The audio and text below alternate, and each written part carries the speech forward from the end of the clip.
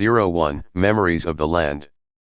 Through the centuries there are a number of legendary figures that have come to us from the time of the dark figures, such as Ith, the horrific rag man, Vervaman the Elder, and Twadar of Tom. Yet one figure is an enigma among these enigmas. Time and again throughout the period of the Dark and up to the end of the Ice Age itself there is reference to a folk figure known as Jodah.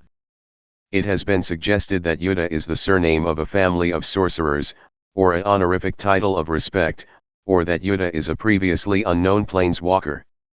The fact remains that Jodah, be he one or be he many, is today regarded as one of the founders of magic as we now know it. Arkal, Argivian scholar. "I'm cold," said Jodah, huddled over the unlit fire pit. "You're always cold," replied Fosca with a laugh, rubbing his hands together for effect over the gathered collection of dry twigs and leaves in the stone-ringed pit. "It's always cold," replied the youth. "The whole world is cold." "Well, it's not going to get any warmer," said the teacher, "so you might as well give in and show me that you know what to do about it. Light the fire. Banish the cold." He waved an arm over the fire pit, his worn sleeve flapping in the chilly evening breeze. Jodah stared at the lumpish bundle of tinder with something that felt like hate. Hate of the cold. Hate of his present situation, far from civilization, far from family. Hate of Fosca for putting him in his present circumstances, for taking him on this god-forsaken route. And hate for himself for going with this self-described wizard in the first place. The bundle of tinder at the base of the shallow pit remained untouched by his anger. If sheer force of will determined how magic functioned, then Jodah would already be a powerful mage, more powerful than Fosca, more powerful than Jarsil, the legendary wizard in his family tree, and more powerful than even Urza and Mishra, the bringers of the devastation. More powerful than anyone. But mere willpower, or anger, or hatred did not unleash magic, Fosca would say, and he would say it, Jodah realized, if Jodah did not try something fairly quickly. There were other paths that led to magic, and his time as Fosca's apprentice taught him that much at least. Jodah attempted to unfurrow his brows. He knew that Fosca could light the fire with but a few words and the errant wave of a hand, but that wasn't the point, was it, now?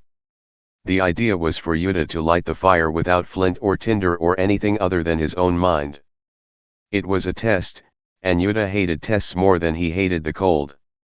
Jodah straightened his shoulders and shook his head, trying to clear the irritation and anger from his mind.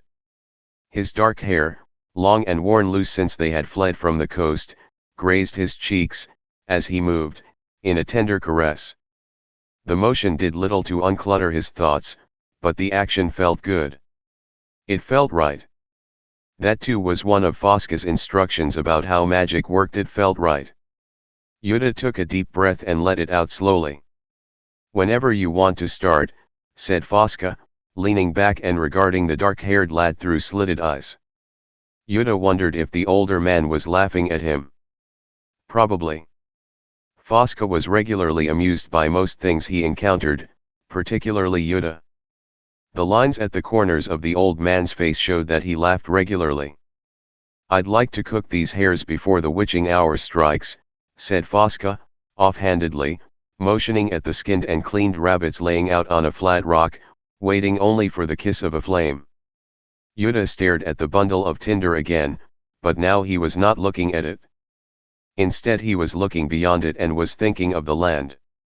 That was one of the keys to magic, Fosca had stated early in his apprenticeship. The land held its power close to its bosom, the older man had said, and waited only for one with the talent and the will and the patience to call it forth. That involved memories, coming to know the land as one knew one's own self. Better, perhaps, in Jodah's case. Jodah thought of the mountains above the ancient family estates. Memories of the mountains held great power, Fosca said, of flame and of storms. Fire was from the mountains, and memories of those mountains could be harnessed to create flame. Jodah had seen Fosca do it 100 times. He had been walked through the process, step by step, on chilly nights such as this one, but this was the first time Fosca had expected him to do it on his own. The memories of the mountains would not come. The haze-tinted ranges were visible from his family's lands, but they were always remote, always standing sentinel on the western horizon. They were the lands of the dead dwarf kingdoms and new tribes of goblins and orcs. The mountains were recognized and respected, but they were also feared. Fosca had no fear of the mountains. He claimed to have been raised among the Kher peaks, and the mountains were his home. Instead, Jodah thought of his homeland, many leagues behind them. He thought of the farms and orchards and gardens of Giva province. When his great-great-grandfather, the mighty Jarsil, was Jodah's age, one could ride a full day in any direction and still encounter landholders who owed loyalty to their family, and the manor grounds brought rich harvests of apples, cherries, and cranberries. Even when his grandfather Thargrin was alive, the harvests were plentiful, and tithes brought by the farmers were enough to enjoy a good life. Yet by Jodah's lifetime the family orchards were overgrown with weeds, and the surrounding farms were mostly barren, overfarmed during the increasingly short summers and for the most part turned into pasture. The manor house had been built by Jarsil's mother after the devastation, but the passing of time had done it in. When he last saw it, on the cold rainy day when the family finally abandoned it, its supports had rotted dangerously, and its slate roof bowed precariously in the middle. Part of Jodah's mind told him he should put aside the thoughts of the manor and the old farms, for the fire magic he sought lived in mountains. Yet once begun, he could not break away from the reverie of home. He would never see that home again, he knew, and he would probably never see his surviving family either. Yet from the memories of his homeland there came a light, like a door opening in Jodah's mind, or a dream remembered. That was the magic, he knew, the mystical wishing power that drove all spellcasting, the stuff that fed the engines of dreams. It was not mountain magic, filled with heat and angry stone, but rather that pouring from his memory of the surrounding farmlands and plains. Jodah could smell the winds of a brief, warm summer sweeping over the sun-dappled fields of grain, and he heard the scream of a lonesome summer hawk. It was the wrong type of energy for lighting fires, but it was all he had, and it came unbidden now. To contain it, to deny it, would damage him, Jodah knew, for that was another of Fosca's first lessons. Jodah pulled on the energy, drawing it from his memories like a spinner pulls thread from the wheel. Part of his mind saw the tinder in the fire pit, but part of his mind was elsewhere, back on the family's manor, listening to his grandmother speak of the days when the land was in its glory. He gathered it together and focused it on the gathered clump of leaves and small twigs. Then something inside him, at the base of his brain, moved. Across from Jodah, Fosca was viewing the lad through half-closed eyes, half expecting the boy to suddenly shake his head and admit defeat. Fosca remained silent through Jodah's preparation and meditation, though usually he would seek to coach, focus, and direct the boy's thoughts. If the lad could light the fire, then he had learned his lessons well. If he could not, well, they were far enough from civilization not to attract too much attention and close enough to get Jodah to a church healer if he did damage himself. Fosca wanted the boy to succeed but did not want to walk him through the entire process, not this time. He had told Jodah for the past year and a half that a wizard should think things through and not depend on anyone, not even his teacher. Fosca felt the lad had promise, though he started his studies extremely late, at the age of 15. Still, Jodah showed an aptitude to the craft, and had the blood of old Jarsil in him, and Jarsil was a legendary wizard in his own right. Fosca started from his reverie as Jodah's eyes suddenly widened within his lean, boyish face. The young man rocked forward, his hands splayed wide. That was not how this spell was supposed to be cast. Something was wrong. A great ball of light incandesced around the bundle of tinder beneath Jodah's hands, glowing hotter and whiter by the second. Fosca shouted a warning, but his voice was drowned out by a crackling, not of lightning, but of light itself, sparking and feeding on the air in the heart of the fire pit. The light bleached all color from their surroundings, the trees, the stones, Even Jodah's faded silk vest was reduced to a series of white patches and black shades. In another moment the light rose from the fire pit like a phoenix ascending from its flaming nest, burning its way through the canopy of trees above them. The ball trailed a plume of light and rose perhaps 20 feet. Then it exploded, soundlessly, in a still brighter flash. Fosca threw an arm up in front of his face, his eyes screwed tight, and still he could see the flash of the glowing ball as it detonated. The afterimage of the light ball still burned Fosca's eyes, and he had to blink away the bluish flash from his vision. When he had regained his vision, he saw that the slender young man was already hunched over the pit, studiously feeding the flickering flames at the base with small bits of kindling. The passage of the light ball through the fire pit had ignited the tinder. Fosca scowled and opened his mouth to reprimand the boy but did not know what to say. Jodah had lit the fire after all. Finally, he said, "You weren't concentrating on the mountains, were you?" Now it was Jodah's turn to blink. After a while, the younger man nodded and said, "It felt right." "Isn't that what you always said, that it should feel right?" Fosca looked stonily at the boy, then said, "I said that once, back when I still had my sight. Now, feed the fire while I finish preparing the hares. Unless your little display brought them back to life and frightened them away in the process. Then after dinner we'll talk about this." Fosca turned away from the young man, half to fetch the hares and half to conceal the broad smile that threatened to break across his weathered face. Fosca was sure that as soon as his back was turned, Jodah was smiling as well. "How does a mage keep track of his spells?" said Jodah, after they had finished the hares and dug the last of the new potatoes from their shallow graves beneath the fire pit. It was dark and starless, the continual clouds reducing the world beyond their fire to varying patches of blackness. Most nights were overcast and starless on Terrazir these days. "Wizards keep track in a number of ways," said Fosca. "Some mages wrap them within songs and verses that hold mnemonic clues. Some attach mental significance to various items on their clothing.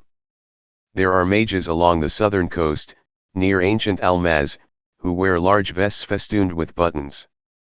They continually fidget with the buttons, reminding themselves of every spell they ever cast. Some chaos wizards don't bother to remember at all and call up the spells as they need them. I've done that on occasion." There was a pause as the young man digested the information. "What about books?" he said at last. "My grandmother once said that her grandfather had a number of books on the subject, though they've long since disappeared.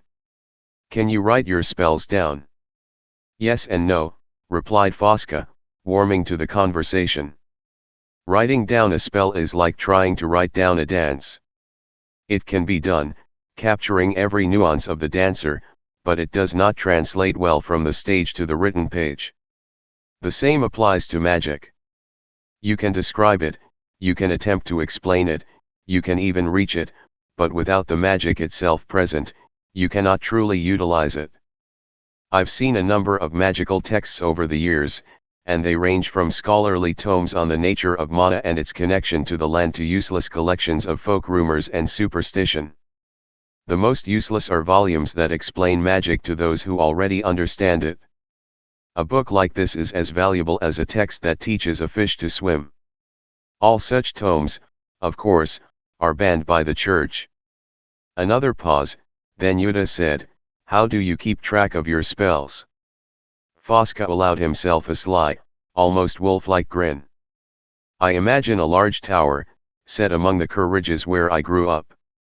Each of the rooms of my mental tower has a balcony overlooking the mountains from which I draw my power. And in each of the rooms I keep one of the spells I use."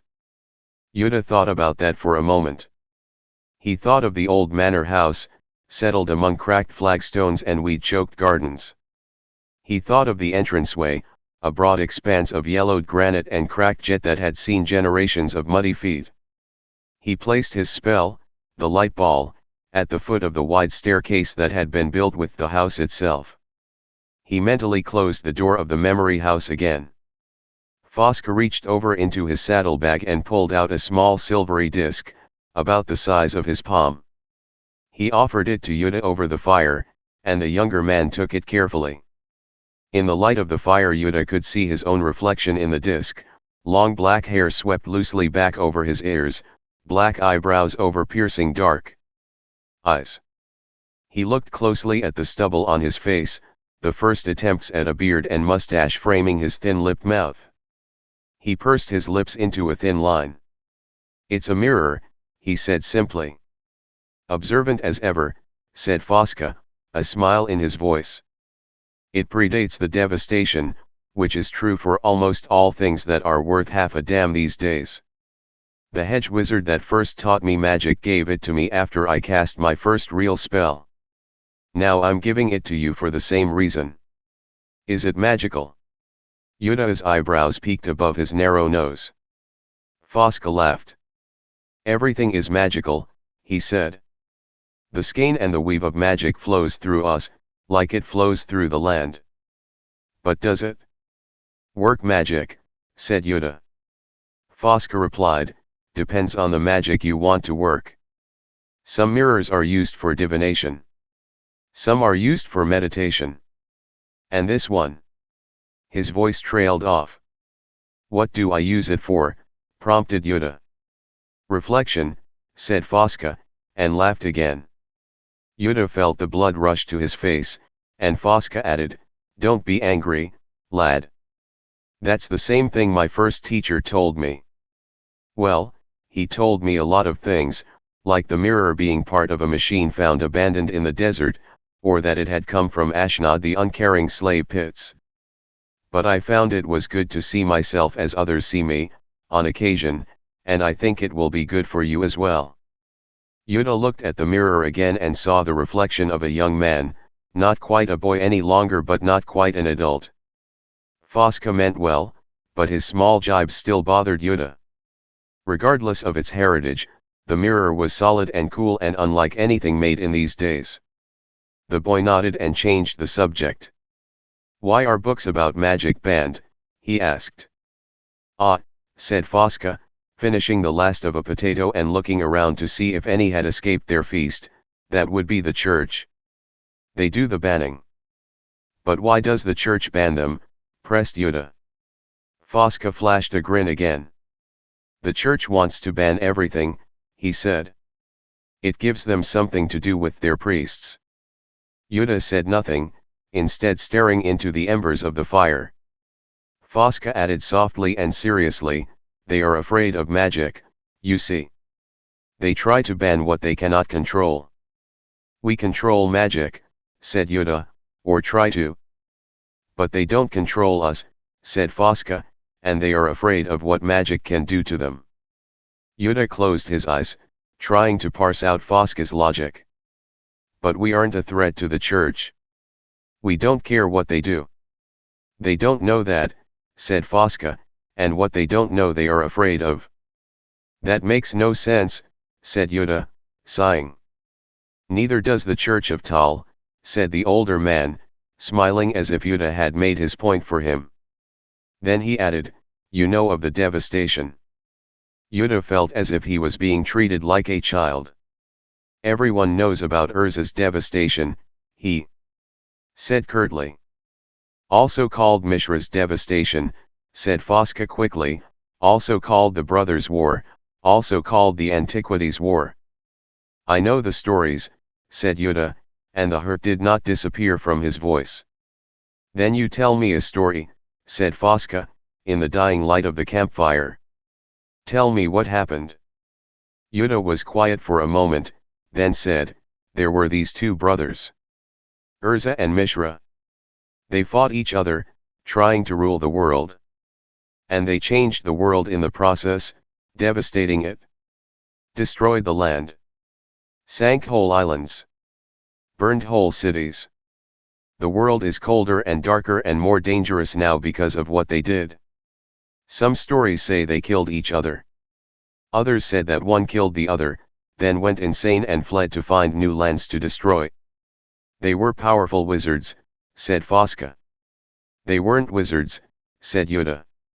"My grandmother told me the stories, and she said they weren't wizards. They were powerful, and they had great machines, but they weren't wizards. Wizards are different. Ah, that's the point, said Fosca.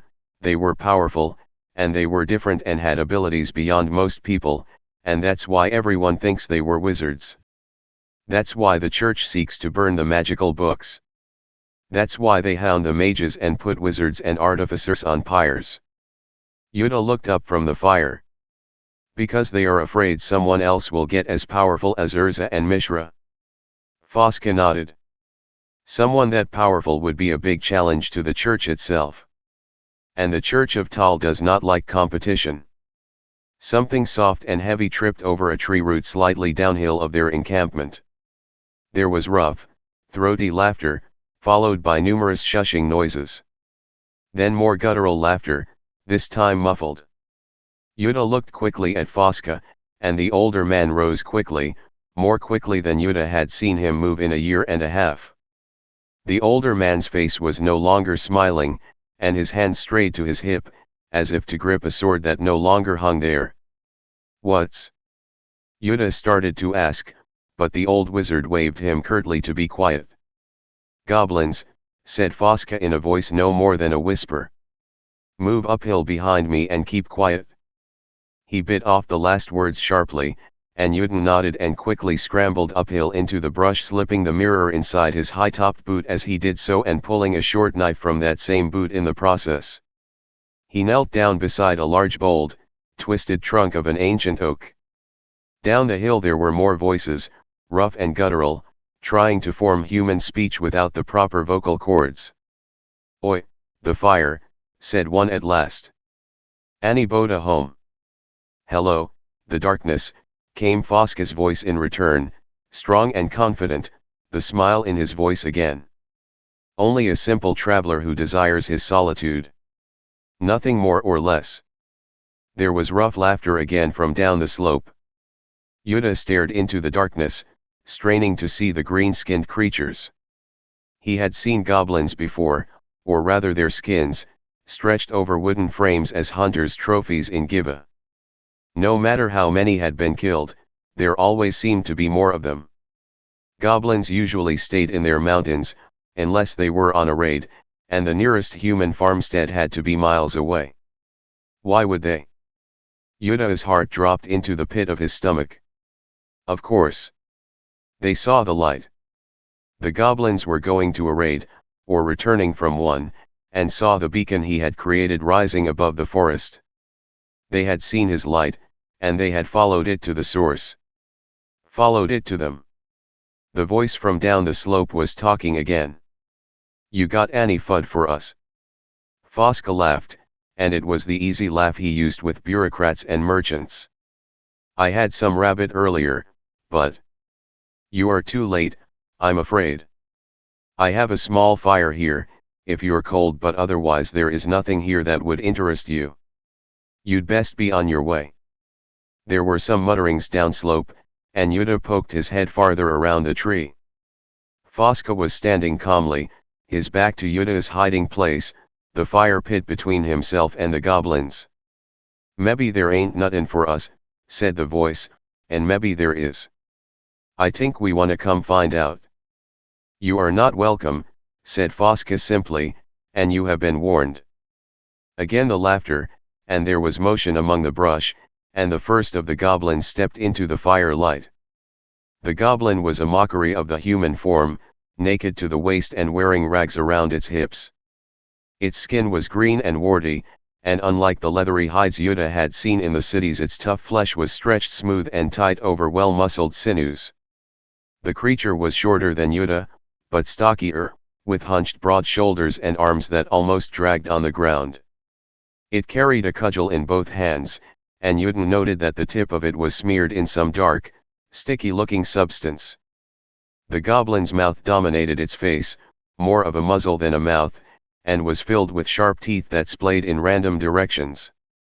Heavily muscled brows shaded deep-set, bloodshot eyes, and its ears were like a mule's, jutting in opposite directions from the top of its head. You're not welcome either, said the goblin with a snarl, and that is your warning. Other shadows began moving out from among the brush. Fosca made a single motion with his hand, waving outward, palm up, like a farmer sowing a field with seed. Yet instead of crops there blossomed hundreds of small jets of flame from the ground, at the feet of the lead goblin and around his compatriots. The lead goblin squealed as its rags caught fire, and it dropped its weapon and began slapping at its thighs and groins in a desperate attempt to quell the flame. The others were daunted by the fire's effect, and by the flames themselves, and pulled back. "Kor," bellowed one of them, "it's Wizar's. It's a Wizar there." Fosca chuckled and pointed a finger at the leading goblin. A single line of flame jutted from his finger and flew unerringly to strike the goblin in the chest. Green flesh crackled, and the goblin screamed as the fire fed off the creature's flesh. Jodah could not take his eyes off Fosca. The elder mage made it look so easy, the choice of spell, the recalling of the memories of the land, the few hand motions that unlocked the power and the effects of the magic made visible in fire. Jodah knew how difficult it was, and Fosca carried himself effortlessly. Later the mage would be exhausted, but now he turned aside a company of goblin raiders with ease. The lead goblin was now little more than an animated fireball, cascading down the side of the hill, scattering its fellow creatures in its wake. Then everything changed. There was a twang of a bow from down the hill, and the shaft of a goblin arrow blossomed in Fosca's shoulder. Fosca raised his hand to his shoulder and cursed, his concentration suddenly gone, his spells made useless. The surviving goblin saw this and gave a deep throat cry. Jodah shouted as well, clutching his knife and rising from his position.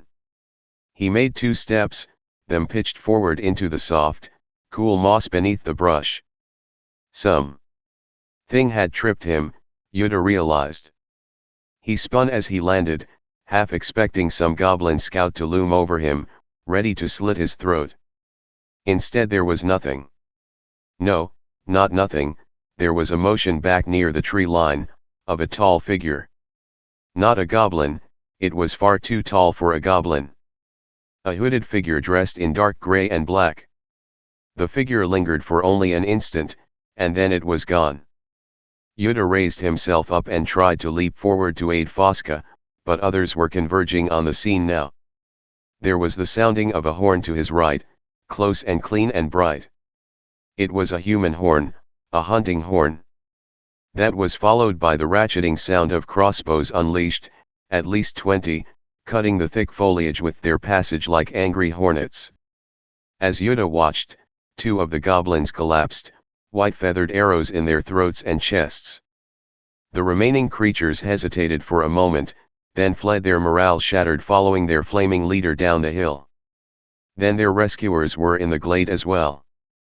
The newcomers were dressed in fitted armor plates and stopped only briefly in the clearing to wind their crossbows or draw their weapons. Then they disappeared in pursuit of the goblin raiders down the hill. The tunics worn over their armor were white, and their capes purple. Jodah realized they were from Ur, the next major city-state along the coast. One of the soldiers paused long enough to look at Jodah as the apprentice pulled himself from the ground. Jodah expected the soldier, a blonde-haired young man, no older than Jodah himself, to pursue the goblins. Instead, he motioned with the crossbow for Jodah to join his master. A bolt rested in the groove of the crossbow, and its string was pulled taut and cocked. Jodah got up slowly and moved toward the wounded Fosca. The older mage had pulled the goblin arrow from his arm and was pressing a blood-stained hand against the wound. Another man entered the clearing. This one was tall and walked with a stiff gait. He was unarmored, and his tunic was marked with twin sunbursts, the symbol of the Church of Tal. Fosca was already speaking. "I cannot thank you enough for the timely rescue. We were camping here when the goblins..." The unarmored man lashed out, striking Fosca square across the jaw with the back of his fist. The older man staggered under the blow, and a trickle of blood dripped from the corner of his mouth. Jodah shouted and stepped forward, but the young soldier's gaunt-leafed hand came down squarely on his left shoulder. It felt as if a vice had been attached there. The unarmored man was speaking. You stand accused of the use of sorcery in the lands of Alsoor. There were these goblins, dear sir, said Fosca, his voice bubbling with blood. The lands of Alsoor are under the spiritual protection of the Church of Tal, and it is under those laws that you are hereby arrested, and under those laws you will be tried. I am Brother Tanner. You will accompany me back to Alsoor for trial. He turned and motioned for Trumpeter to sound recall and bring the pursuing troops back. We got what we came here for, said Tanner, regarding both Fosca and Jodah with a stony gaze. Fosca rubbed the bleeding corner of his mouth with the back of his hand. I think, he said, loud for both Jodah and the guard to hear, we were better off with goblins.